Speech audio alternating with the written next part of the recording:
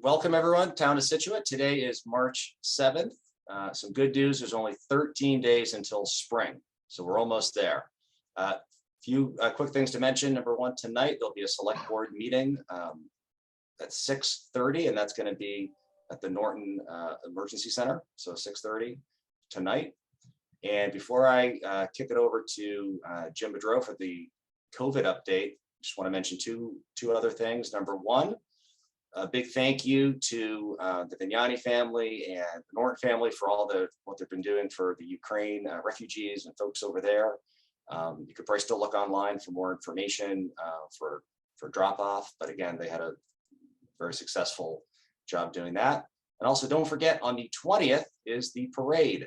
The St. Patrick's Day parade again kicks off at about 1 p.m. Actually, exactly 1 p.m. And so just look for more details on that. With that, over to you, Jim. Good morning. Looking forward to the parade in 2 weeks. I haven't had one for 2 years, so that should be a great event. I hope everybody turns out when you have good weather. COVID numbers are kind of up and down this week. Our Maven number, which again is that number reported by doctor's office and testing sites, was up slightly to 10 from 3 of last week, so that's a jump. But our 2-week positivity rating has gone down. It went from 3.97 to 2.93. And our total case count, as reported to the Board of Health, was down to 24 from 37. So the Maven number was up, the rest of the numbers were down. We'll see how that plays out as time goes forward. Plymouth County continues to go down. They're at 3.1, down from 4.43. And the state 7-day rating is at 1.82, down from 2.13. So all the numbers except the Maven data are good. They continue to move in the right direction. We're pleased by that. We will continue to remind people it is better to be vaccinated than not. If you've not been vaccinated, please do so. If you have been vaccinated and are eligible for a booster, please get your booster. They're available everywhere. They are important. And we ask that everybody do so as soon as possible. For the seniors, right now, test kits are available at the Council on Aging, at the Senior Center. We are limiting that to 2. And I'm meeting with the police chief and the fire chief this week. And we'll work on a distribution for additional test kits to the public at large. So stay tuned for that. Widows Walk Clubhouse, good news. As I reported last week, the bids were open on Tuesday. We did get 2 bidders to operate the concession at Widows Walk Clubhouse. Both are excellent local restaurants, and one is the Hibernian from here in Scituate Harbor, and the second is Mother Anna's from Pembroke. There is a rating scale in the RFP, so we will rate each bid. Several of us will rate, and then next week we'll make a recommendation to the Board of Selectmen as to which one they should enter into an agreement with to get started with the concession. The items are done at the clubhouse. We're on punch list at this point, so we are on track to have everything ready to go before opening of the golf season in a couple weeks, which we're hoping will be a great golf season. The green sand filter on 17A that I mentioned last week is back online. It is putting water back into the system. As far as I know, we did not get any brown water complaints from that going back online. It is critical that go back online because at the end of this month, starting on the 28th, we'll be doing a carbon reactivation project at the water treatment plant. Periodically, the carbon needs to either be replaced or reactivated in the treatment plant. Because we only have 1 carbon filter, the plant will be offline during that time. It'll be offline from 3/28 until 4/8. So it's important that well 17A be back online so we have that extra water. But it is a very big limitation of our plant that we can't do any work on repairs or regular maintenance on the plant because we only have 1 of everything and the plant's running pretty much continuously. So we'll be sending out more information on that, asking people just to conserve during that period. It'll be a quick project. The carbon will come out, it'll get sent out, be reactivated and brought back. But again, it's a big limitation of our current plant that we only have 1 of everything and we can't shut it down and do regular maintenance or repairs. Pothole season, I keep telling you it's pothole season. We know that, we see it, we feel it, our cars feel it. If you want to report a pothole, call the DPW office. I'll call the highway department cruiser out every day with hot mix and cold patch, doing the best they can. Hopefully with all the snow gone, we'll get some dry days and they'll be able to catch up with their pothole work. And that's what I have for today. All right.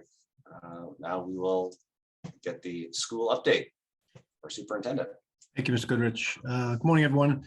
I'll start with our health and wellness update. Our COVID numbers continue to dive down after vacation coming back. I know there was concern over a spike, and that was not the case as of yet. So last week we had 9 cases. It's been our lowest cases in several weeks and even months. Before that, the lowest was 15. And then we had a series of 3 consecutive weeks in January and early February that were up into the 40s. So looking good there. Just a breakdown by school district employees: 0, Cushing 0, 1 case at Gates, 2 at Hatherley, 1 at Jenkins, 2 at Scituate High School, and 3 at Wampatuck. So pretty low numbers dispersed evenly over the district there. So looking good. We'll continue to keep you updated on that. Upcoming events is next item I have. The Seaside Chats, which are open to all community members, are conversations with the superintendent. There's no agenda for these. It's open agenda. I simply want to hear, listen, and answer questions, hear concerns, things that are going great, things we can get better at, and just meet people in person finally. So those will be on March 15th, next Tuesday at 1:30 p.m. and a 6:30 p.m. At the Senior Center. So looking forward to seeing folks there. There'll likely be one more if you can't make that one later in the spring. So hope you can make it. It's tournament time for us here at the high school with athletics. We have several teams make the tournament and compete very well. Last week, the girls lost a tough one at home and had an amazing season, and a very young team. I think returning all but 1 senior, so they'll be back next year ready to go. Boys basketball, I was here Friday night to a jammed house. A lot of excitement and energy, and a great win against Revere.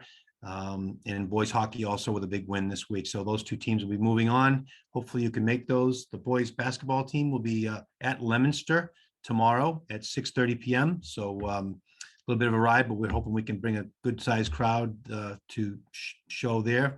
And then Wednesday on the 9th, the boys hockey team will be playing Dayton Rehoboth Seekonk, a combined team, at 5:30 p.m. at Gallo Rink down in Bourne.